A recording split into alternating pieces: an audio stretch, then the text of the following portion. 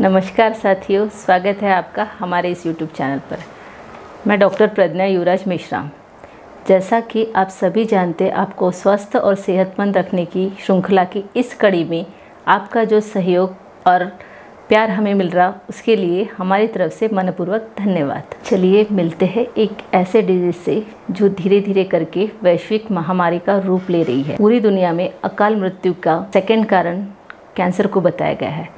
Cancer यानी कर्क रोग। 2018 की WHO की रिपोर्ट के अनुसार भारतीयों की 3 में से 1 डेथ का कारण यह कैंसर हो सकता है।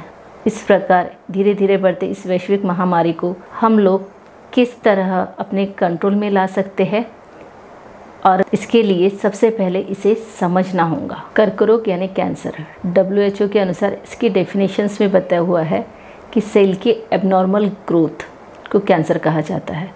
हमारे शरीर में कंटिन्यू सेल बनते रहते हैं, उनका डिजनरेशंस होता है, वो शरीर से उनका डिस्ट्रॉय भी होता है, परंतु यह सेल जब ज़्यादा अमाउंट में बनते हैं तो यह कैंसर का रूप धारण करता है, और जब यह फैलने लग जाते हैं, दूसरे कोशिकाओं को जाकर डिस्टर्ब करने लग जाते हैं, तो यह हमारे शरीर के लिए बहुत ही खतरनाक बन जाता है।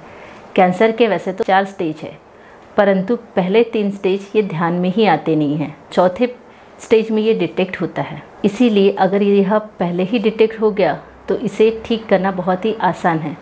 चौथे स्टेज में डिटेक्ट होने पर इसे ठीक करना बहुत मुश्किल हो जाता है और पेशेंट अकाल मृत्यु के काल में चला जाता है। जानते हैं हम कैंसर के वार्निंग साइंस के बारे में। ये 7 मेन वार्निंग साइंस है जिससे आप पहचान सकोगे कि हमारी बॉडी में कहीं कैंसरस ग्रोथ तो नहीं स्टार्ट हो रही है, क्योंकि यह अकेली डिजीज़ है जो बाहर से नहीं आती, यह हमारे शरीर में ही उत्पन्न होती है। यह 7 लक्षण है। आपकी आवाज़ में चेंज होना। दूसरा लक्षण है गले में कंटिन्यू कफ बने रहना। तीसरा लक्षण है इरिटेबल बाउल सिंड्रोम्स, जिसमें कभी दस्त लगती है और कभी बद्धकोष्ठता निर्माण होती है। चौथा लक्षण है कंटिन्यूस ब्लीडिंग होती है किसी भी स्टोमा से, किसी भी जगह से। वह मुंह से हो सकती है, लैट्रिन वाली जगह से हो सकती है। जब वहाँ से ब्लड आ रहा है तो उसकी तरफ ध्यान दीजिए, कहीं वो कैंसर तो नहीं है। 5वां लक्षण है परसिस्टेंट कफ। और 6वां लक्षण है कोई भी चेंज हमारी बॉडी में, वो कोई भी चेंज जो नॉर्मल नहीं है। और 7वां लक्षण है मस्सों का कलर बदलना।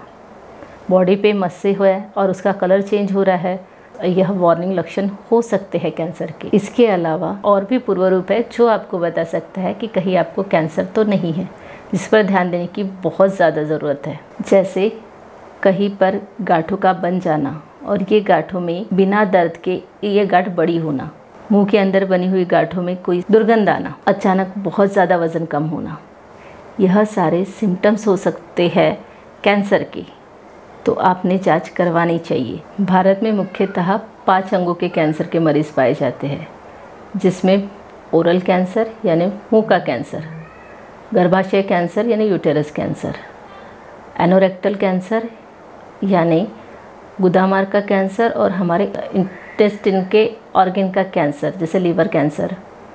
उसी प्रकार फेफड़ों का कैंसर यानी लंग कैंसर, स्तन का कैंसर, ब्रेस्ट कैंसर। इन अंगों में किसी भी तरह की गांठ या खून का रिसा हो तो सबसे पहले विशेषज्ञ की सलाह लेनी चाहिए। इसके अलावा ब्लड कैंसर और स्किन कैंसर की मात्रा के पेशेंट भी पाए जाते हैं। जिस तरह धीरे धीरे करके यह वैश्विक महामारी का रूप ले रहा है, तो इसे रोकने के लिए क्या उपाय करना चाहिए, इसके लिए सबसे पहले हमें कैंसर को फाइंड आउट करना पड़ेगा। और फाइंड आउट करने के लिए जिस अंग का कैंसर है उस अंग की कुछ टेस्ट होती है, जिसके द्वारा ये पता चलता है कि कैंसर हुआ है। अब इसमें सबसे पहली चीज़ होती है कि कैंसर से डरना नहीं है। अगर आप कैंसर से डरोगे तो आपका ठीक होना ही मुश्किल हो जाता है। कैंसर के लिए डॉक्टर मनु कोठारी कहते हैं, जब एक पेशेंट ने उनसे कहा था कि सर जी मैं कितने साल जीऊँगा, तो डॉक्टर मनु कोठारी जी ने कहा था आप तो इतनी अच्छी आपकी बॉडी की सिस्टम है कि आप तो मेरी अंतिम यात्रा में भी शामिल हो जाओगे। इसका मतलब था कि अगर आप पॉजिटिव रहो तो कैंसर आपकी बॉडी को कोई भी तकलीफ़ नहीं दे सकता है। परंतु इस कैंसर को ठीक कैसा करना है, इसके बारे में जो 3 रूल्स है, नोबेल प्राइज़ विनर रूल्स है, उसके बारे में हम आने वाले अगले वीडियो में बताएंगे कि कैंसर ना हो। तो चलिए जानते हैं क्या हमारे भारत के प्राचीन सांस्कृतिक धरोहर आयुर्वेद शास्त्र में इसका वर्णन है क्या। तो जी हाँ, चरक संहिता में इसका वर्णन है, जिन्होंने इसे ग्रंथि के रूप में वर्णित किया है और आचार्य सुश्रुत ने इसे अर्बुद के रूप में वर्णित किया हुआ है। वहीं पर उन्होंने इसकी चिकित्सा का भी वर्णन किया हुआ है। परंतु कैंसर हो ही नहीं, इसके लिए सबसे आसान सा एक रूल हम आपको बताएंगे। जिस तरह कैंसर यह हमारी बॉडी में ही होता है और अगर हमारी बॉडी में अच्छे सेल बनते रहे तो कैंसर नहीं हो सकता है। ऑक्सीजनेटेड ब्लड यह कैंसर का सबसे बड़ा दुश्मन है। ऑक्सीजनेटेड ब्लड के लिए हमें हमारी बॉडी में ऑक्सीजन के लेवल को बढ़ाना पड़ेगा और उसके लिए सबसे अच्छा और आसान उपाय है प्राणायाम करना। मोस्ट ऑफ द टाइम हमारे लंग्स को ऑक्सीजनेटेड ब्लड देना और उसी तरह लंग्स के वो छोटे कण जिसमें ऑक्सीजनेटेड ब्लड मिक्स होता है, उसको हेल्दी रखने के लिए जो हमारा सिद्धामृत काढ़ा है, उसे हमने कई कैंसर पेशेंट पर यूज़ कर रहे हैं और उसके साथ हम एक सहयोगी चिकित्सा भी दे रहे हैं और इससे भी पेशेंट का रिकवरी रेट बढ़ता हुआ मिल रहा है हमें। उसी तरह कैंसर को रिकवरी रेट में बढ़ाएगा सुवर्ण सिद्ध जल, जिस वीडियो की लिंक नीचे डिस्क्रिप्शन बॉक्स में दी हुई है। और उसी के साथ सबसे इम्पॉर्टेंट चीज़ रहेंगी कि हमें उपवास यह करना चाहिए कैंसर के सेल को जलाने के लिए। इसे ऑटोफेगी भी कहते हैं।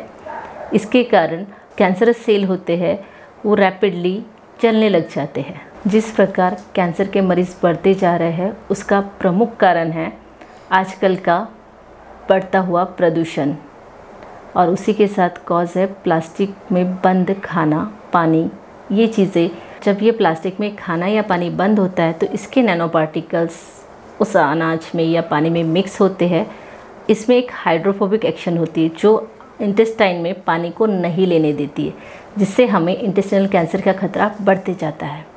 साथ में बढ़ते हुए केमिकल्स का यूज़, रेडिएशंस का यूज़, लाइफस्टाइल जिस तरह से डिस्टर्ब हो रही है, धूम्रपान, ये एडिक्शंस कैंसर को बढ़ावा दे रहे हैं। तो कैंसर की रोकथाम के लिए सबसे पहले इन चीज़ों को हमारी लाइफ से दूर करके अच्छी और हेल्दी लाइफस्टाइल हमारे का अनुकरण करना चाहिए, जिससे हम कैंसर से छुटकारा पा सकते हैं। इस वीडियो के माध्यम से हमने आपको बताया क्यों होता है कैंसर, साथ में बताया है 7 वार्निंग लक्षण जिसके कारण कैंसर को पहचाना जा सकता है। ऐसे लक्षणों का दिखने के बाद आप अपने चिकित्सक से ज़रूर परामर्श करें।